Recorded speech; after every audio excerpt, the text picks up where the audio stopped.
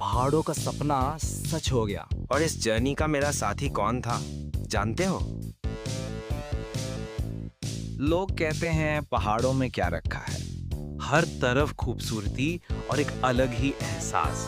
देखो यहाँ स्नोफॉल भी हो रही है। अपना सपना पूरा करना है, आखिर जिंदगी में सुकून ही तो चाहिए ना।